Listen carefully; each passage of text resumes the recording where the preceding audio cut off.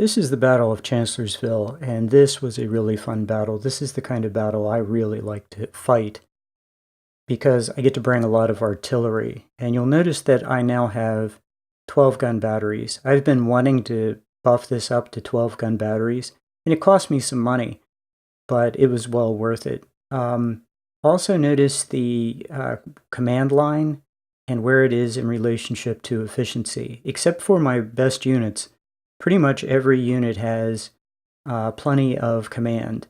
So yeah, it's this army is I'm liking it a lot, mainly because I'm really liking the fact that I have 12-gun batteries, and this is going to be an artillery intense battle.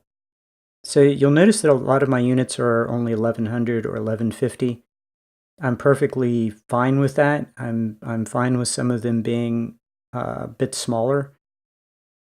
And yeah, 1250 is just kind of the goal. It's in second and third corps, if I make the units too large, it just drives up scaling. So yeah, I don't want to do that.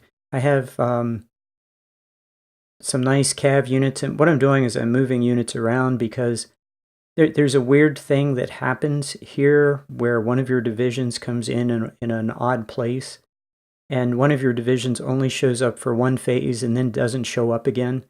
So I'm trying to outguess the computer what units are going to be placed where, and I never quite get it right. So don't take this as, you know, that like I've solved the mystery, because I haven't. But if you one of the other things I did, I put my avatar in second corps, and I put him in second corps because he has the artillery perk, and second corps is going to be primarily an artillery battery.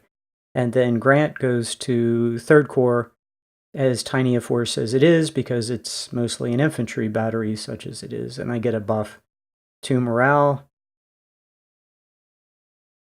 Yeah, and we're going to get 30 reputation, so we'll have 77 at the end of this. The enemy force is 56 to 61.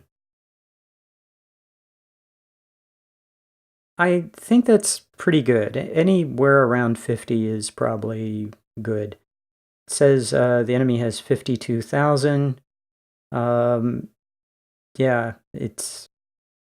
Oh, I meant to mention, I think it says I got 12 or 13 to 1 or something. I forget. The actual number is probably 10 to 1 because I put a bunch of troops in as replacements. This is a multi-day battle. So I replaced my artillery losses with just men, not guns. And I replaced some of the other units, some men. Like if my unit gets under 900, I go ahead and move them up to 1,000. So somewhere between 10 and 12 and a half or 13, whatever it said.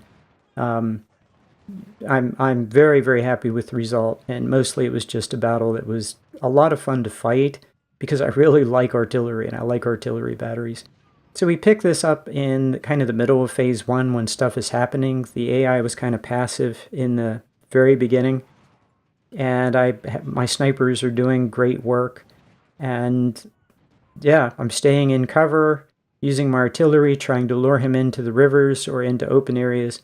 And he is very accommodating, standing in the in zero cover while I just tear him apart. It's just great fun.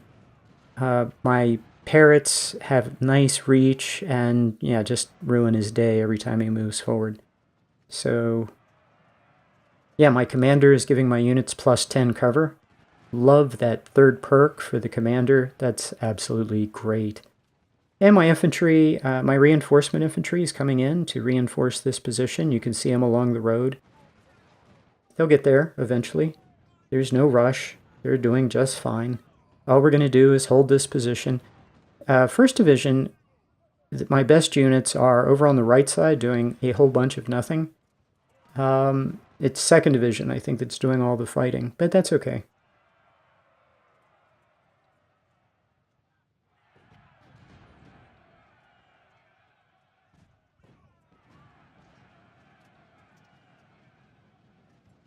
So at this point, I'm just trying to keep everybody busy and everybody has a good time.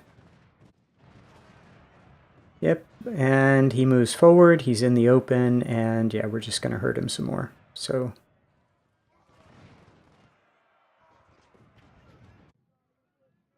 okay, that's pretty much how the first phase went. Here's the army. I bumped up my artillery if I lost any men, and now we're ready for the counterattack, I guess. So I figure out that I want to, how I want to place my troops, and he has this skirmisher that's up here on the, in the way.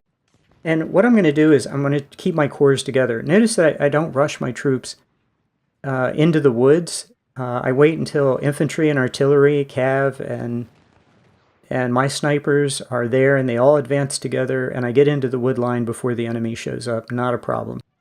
My weakest division, my newest group of guys with the 10-pounders, they're on the right, and I have my brand new sniper units. I have 3 brand new sniper units with only 1 perk. Those are my weakest snipers. They're like covering the flank. All I want Third Corps to do with Grant, those mostly weak units, is just sit there in the woods and cover that flank. And he's over there. That's his whole force, 3 infantry units and 2 artillery, and they're 10-pounders. And just sit there and rack up enemy casualties, and they do. And they do a great job. Actually, it's 3 10-pounders. Okay, 3 10-pound batteries. And it's 1st and 2nd Division in the wood line. And once they get into the wood line, my cav pulls out, my skirmishers, they can pull out too and go find something else to do.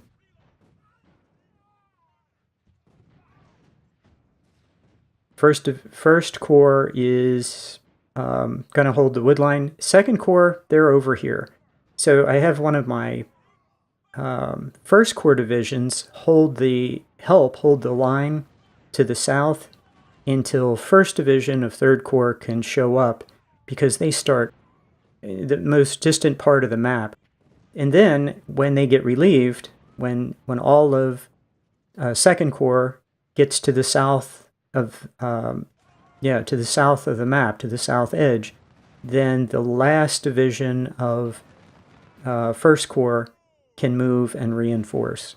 So, and then I'll have all my units together. I'll have 1st Corps here in the wood line, just doing great work, inflicting massive damage on the enemy. 3rd Corps, little tiny 3rd Corps over on the right, my right, doing a good job. And 2nd Corps holding the south. And our goal is just to sit in the woods and rack up casualties and weaken the enemy. What I really like is the AI is not that OP. The AI, because of scaling, most of his units seem to be about, 14 to 17. So my units are 11, 12, some are 13. That's great. I'm delighted to fight his units. And look, his units are 1 stars, 2 stars. He has some 3 stars, but they're not all 3 stars. And 2900 is the point. When they're all 2900, it's just horrible. It's boring. It's grindy. But when they're kind of the same size my units are, okay, they're a little bigger, that's a fun game, because he'll come forward, he'll be full of enthusiasm, and then he takes some knocks, and he drops from 17 down to 15. And then he tries it again, and now he's down to 13. Well, at 13, his units are pretty weak. And my units can counterattack, can hurt him. I have an advantage. Once he takes... But if he's at 29, the units just stand there toe-to-toe forever and just exchange casualties. And it's like... I don't know, it's like World War I, just standing in trenches, just shooting at each other and just racking up casualties, and it's grindy and it's boring.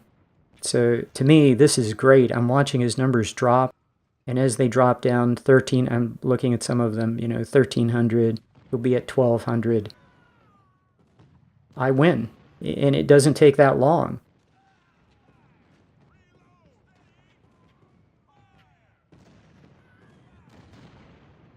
This particular flank is really interesting because he'll sit most of the game.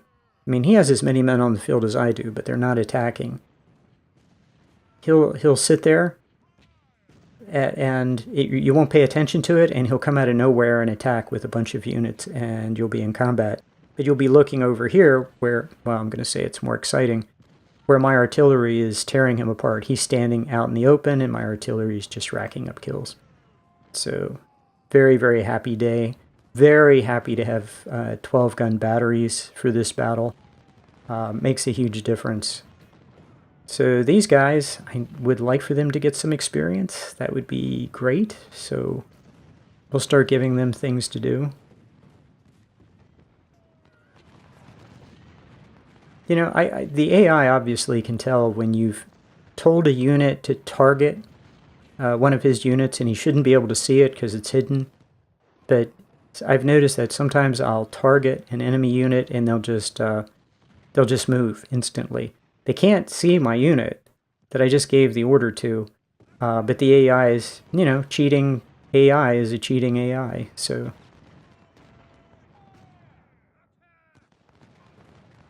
The 2nd Corps division that came from the far end of the map finally got here, so I'm having my 1st Corps division pull out. They're not tired, so they can take off right away. I had the 2nd Corps division move up and stage and then rest, recover its condition before I put them on the line. Then I put them on the line, and as they took their position, I had my 1st Corps division all back up, and then they're going to walk over here and find something constructive to do.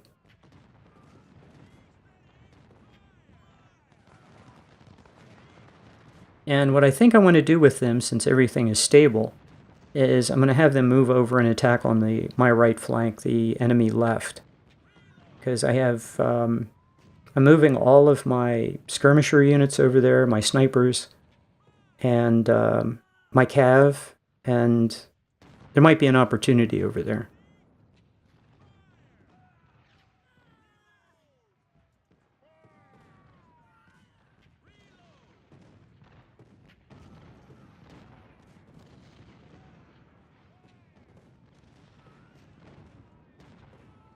Yeah, this is 2nd Corps. 2nd Corps unit is online. My other unit is just resting. And there they are, and they have recovered. And now I can send them someplace. And they're not needed here to reinforce.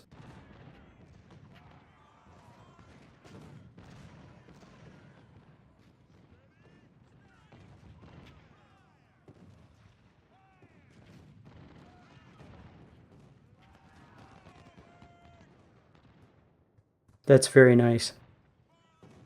Hope he decides to attack. Okay, what I'm doing now is I'm kind of thinking, where do I need this guy to go? I mean, I could just hold him in general reserve, but I'd like for him to go do something.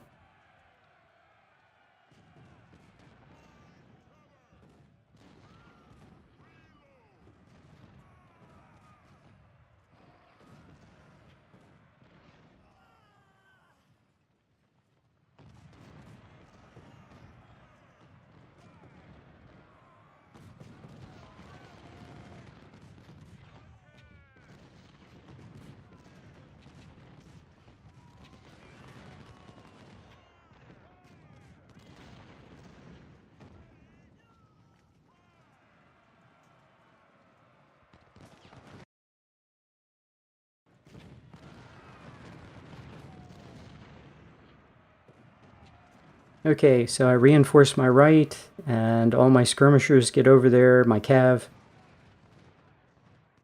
And then here in the south, what I do is I attack across the river.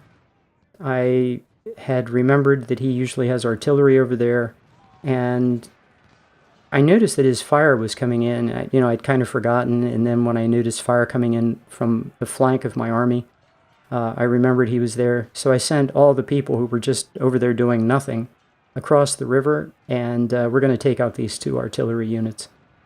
And that's just neat.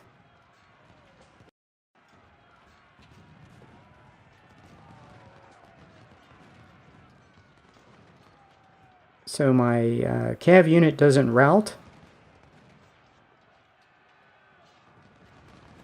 So that's very good. So I just have him charge the second unit right away and tie it up while all of the infantry comes screaming in and delivers one body blow after another to this isolated and soon to be quite dead artillery unit. So finally everybody gets on the right side and I attack. That is my sniper unit. It's a low-level sniper unit. I have him target someone, and then as he crossed the river, a whole bunch of people appeared, and I didn't catch it right away, so of course he charged into them and wanted to go fisticuffs with, 3,500 men with pointy sticks. So that was really stupid, and it cost me 100 snipers. So that's the end of that day. I captured a supply unit, and now begins the real fun. And what I decide to do is I decide to fall back on all fronts and let the enemy pretty much come to me, except on the far right, where I have units there. And I get the units on the far right into the woods. But these guys, I want to draw them into the open. I see this as an opportunity to get some really nice shots on this guy. And sure enough, he leads with his snipers, and his snipers get hammered. I have people just waiting on him when he steps forward, and I think I wipe out 2 of them. I want to hold this wood line because this is just like impenetrable, and very quickly got infantry and artillery there, and then the clump of woods just to the left that you can't see, that's also just a killing ground there because there's a river right in front of it, and I want that. But notice how in the north I'm letting him come take all those woods. He can have that, and I want him to take those woods and actually come out into the open and go ahead, make a rush for the flag. I have half my army over there. So I want to take the biggest balance of my force and attack him here and knock the stuffing out of him, which we do.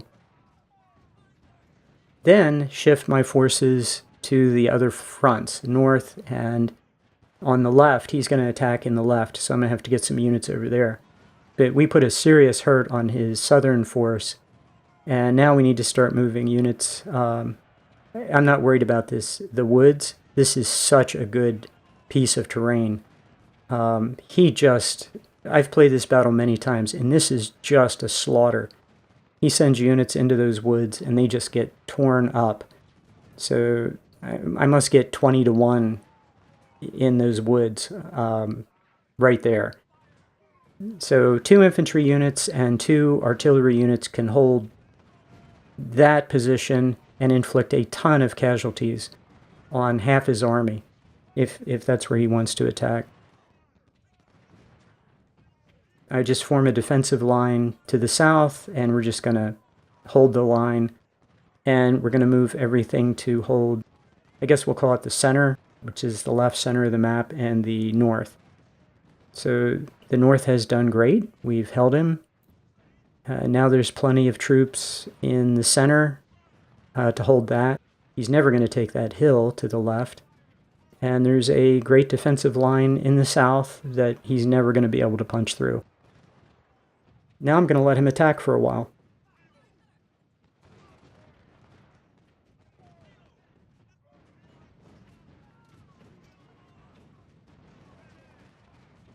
Yeah, let my sniper pick on his artillery. The other thing is, that's an ammo dump. I have a whole bunch of guys just sitting on the ammo dump, blasting away with artillery. So we can do that for a very, very long time before we exhaust that ammo, free ammo.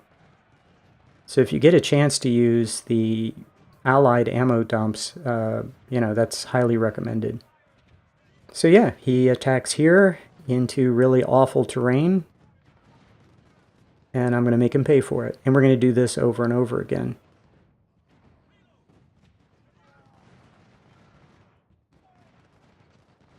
I'm in no hurry at all. We're in absolutely terrific shape. I'm in absolutely no hurry. My artillery is in place, going to weaken him for a while. And I kind of can look at his units. His units, some of them are getting very small. Everything's going really well.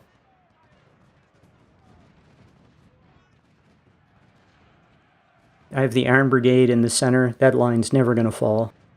I mean, they're just things that aren't going to happen.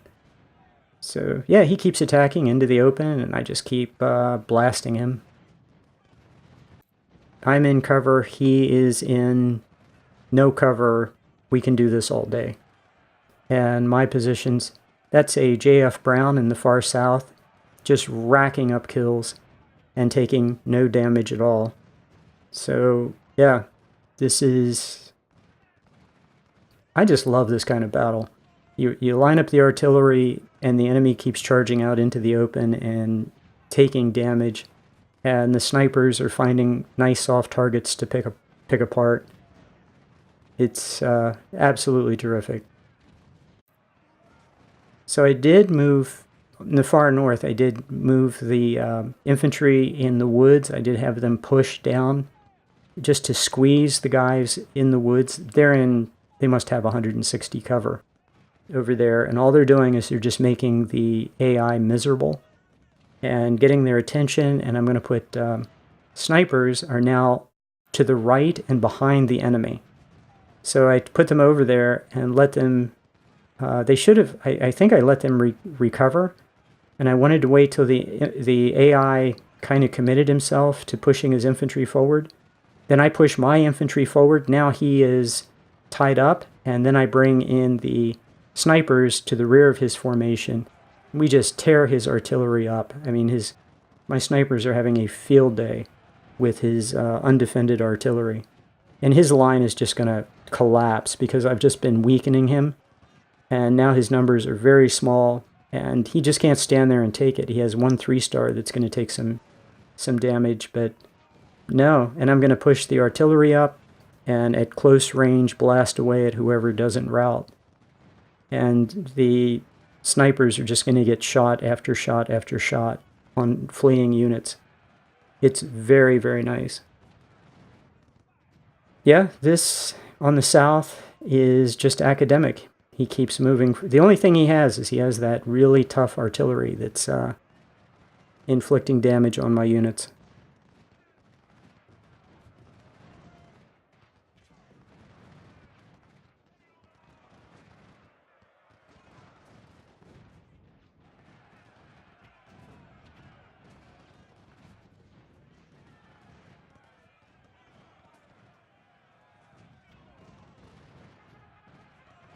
Now this unit is 3-star, and he is very, very, very committed to this attack. He just took canister to the face.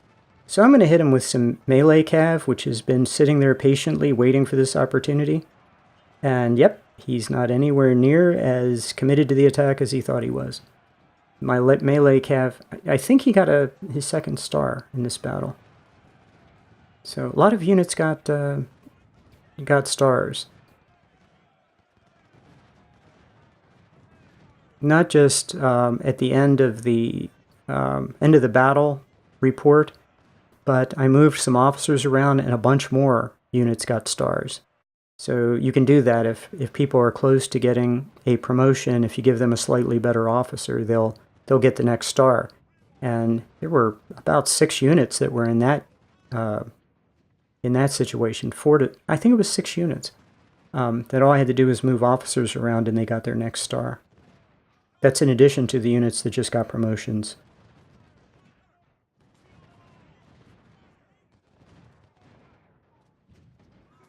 Yeah, so the enemy left has collapsed. That's what I was, that whole effort over there was for. I was in no hurry. We let him move forward, weakened him, and then counterattacked and crushed him. Now, we're going to pause, let everybody recover condition, move the artillery forward, and now it's real academic. There's a little bit of a trick to this. If you eliminate the enemy left first before you eliminate the group to the south on the right portion of the map, you can get 2 additional supply wagons. If you eliminate the guys on the right first, then you don't get the 2 supply wagons, because as soon as you kill all the infantry, the battle's over. I am committing almost my entire army to the attack on the right, because that makes sense. but it's the easiest. Everyone's closer there anyway. But it also makes sense because it's worth 2 or 3 supply wagons. But there are 2 supply wagons at the end that you only get if there's somebody still alive on the right side of the map. That's probably an indication I have played this battle too many times. So yeah, everybody's just walking casually over to the far right, or left as you're looking at the map, at the Union far right. And we're just moving all the artillery up, and there's plenty of time.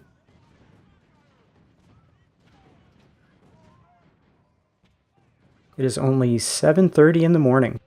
We have all day. And this isn't going to take all day. So I'm going to go very methodically and make sure that he's being hit with snipers, infantry, artillery in close support.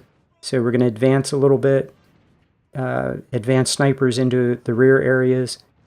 When units get tired, we're going to stop them and rest and recover. Yeah, and this is just really neat. And we don't attack unless the artillery is up and in support. Yeah, take a look at his far right flank in the south. It's just completely collapsed. And the commander is giving that wonderful plus 10 cover. That really has an effect on the amount of losses that my units take.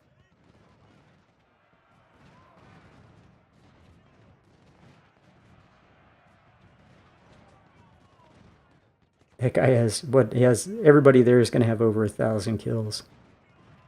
Yeah, and the JF Brown's going to have way over 1,000 kills.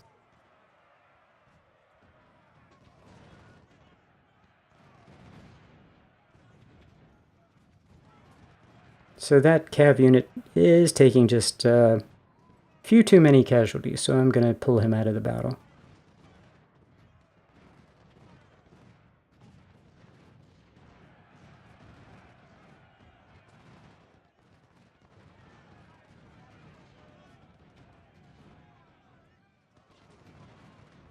Yeah, his units on the right are going to start to shatter soon. Yeah, this guy's going to do well. He's charging right into the Iron Brigade. And a whole bunch of artillery. Now 12 guns each. And yeah, I didn't even have to look at it. He's in retreat.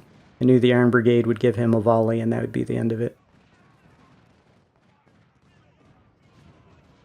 Yeah, his units are pretty helpless. Okay, these guys are 100% condition. We'll move forward.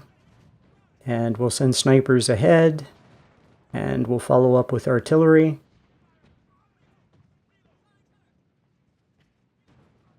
Oh, and 4th Corps came in with a supply wagon. So that's good.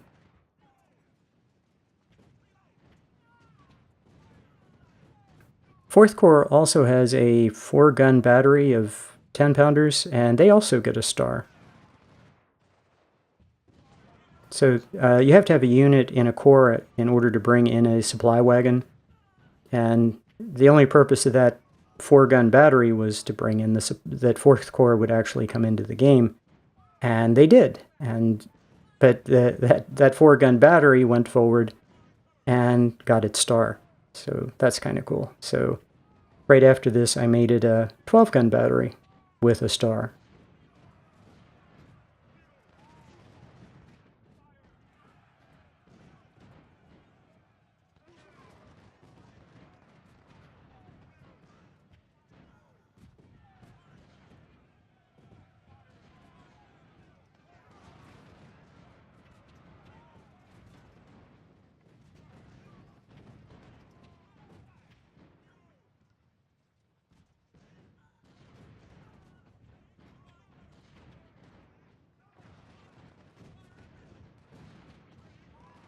It just occurred to me that the AI might be attacking toward the flag, thinking that one of his infantry units is going to make it. Like, here's a 3-star unit charging forward, and it looks like he's headed toward the flag. Like, he doesn't see my artillery and my infantry. That must be it. He doesn't see that the Iron Brigade is there and the artillery is there. He doesn't see them. And, well, the artillery does have that wonderful perk that gives it stealth and cover. So he doesn't see them. And, yeah. So he steps forward into the open with no cover and just gets blasted. And if he's real unlucky, he makes it all the way to the Iron Brigade. And several of his units do this, so he must calculate... Oh, yeah, there's the victory location. It's uncovered. There's no one there. And then he sends a unit over to take it. I didn't think about that when I was playing, but I can see it in the video. I'm kind of thinking, during the game, I thought maybe he was attacking the Iron Brigade. But no, he's not headed toward the Iron Brigade. He's headed toward the flag. And apparently he has a very bad memory. So that is a unit commander that has a 15-second memory of a squirrel. And he's gone. And apparently the life expectancy of a squirrel to go along with it. So yeah, everybody in here is going to do badly.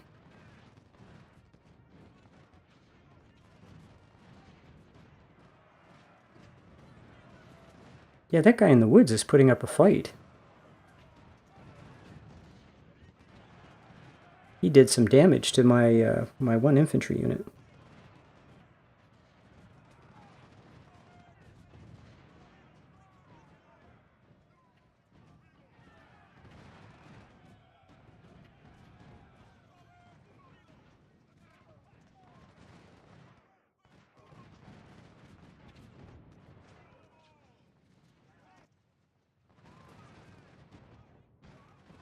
The infantry move forward, and I have them kind of in the wood line and to the right and left of the clump of woods, and just waiting for the artillery to get moved up. And these guys over here just keep doing more and more damage to the commander. Now this isn't free, by the way. This is every shot that I'm firing with this artillery is costing me. And that unit that I just sent forward killed his commander over there, so that just made his life that much tougher. Like it needed to be made tougher. And yeah, just getting everybody into position, getting their artillery rolled up. My snipers are going to get some easy shots at range on, well, the artillery there can't defend itself. It's just in the water. And that infantry is just going to disintegrate. Yep, he surrendered.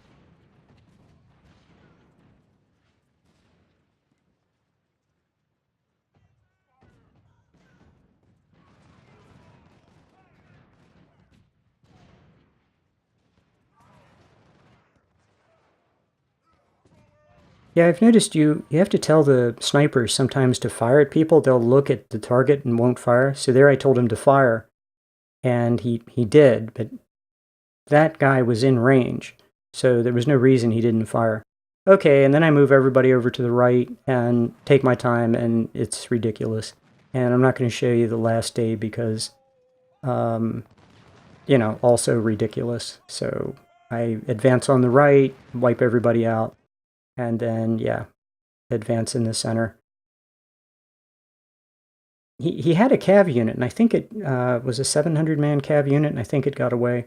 So anyway, battle's over. 2,000 kills for a 20-pound Parrot, almost 2,000 for another couple of artillery units. Then we get down to the 1,500s. I have a Harper's Ferry that lost 121 men and killed almost 1,600. That's nice. I wish I could do that with everybody. Then a whole bunch more artillery. A JF Browns, got a big day for the JF Browns. Sharp's unit did incredibly well. And yeah, everybody also had almost no casualties except for, I think, 2 units. 2 units had casualties that were a little heavy that I was not happy with. But you have this in these grand battles. 0 casualties, 31, 0, and killing 800. Yeah, that's a good day. Losing nobody and killing 800 is a good day for the unit. But there were a couple units took some hits. And yeah, that guy took some hits. And I'm trying to think. Oh, the guys I had charge on the far right flank took some losses. They got up close with the enemy, and there was no payoff for that, and it was totally unnecessary. I did not have to take that. They could have gotten 600 kills and lost 50, but I charged at the enemy, and he was in a good position, and then I backed off. But I stood there and fought way too long, and that's why they lost those. And then I had a sniper unit lost 100 because of that suicidal charge that they do.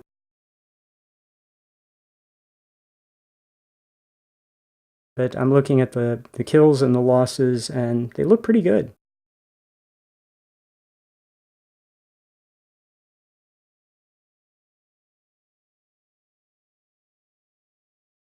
Yeah, almost everyone had a really good day. Some of the guys came in kind of late. My green sniper units didn't do very much, and so yeah, that's some promotions. I thought I would get more, but okay, some promotions. I think there was a general wounded on day 1, so he'll come back. And I always have a stockpile of officers. Some Tylers, and I'm going to sell those. I don't keep the Tylers. And yeah, I'm going to sell that next gun too. I don't like the 10-pound Parrots. They're gone. Yeah, a lot of these will just be sold. So yeah, very, very good day. And it was fun. I enjoy artillery battles where I have the artillery.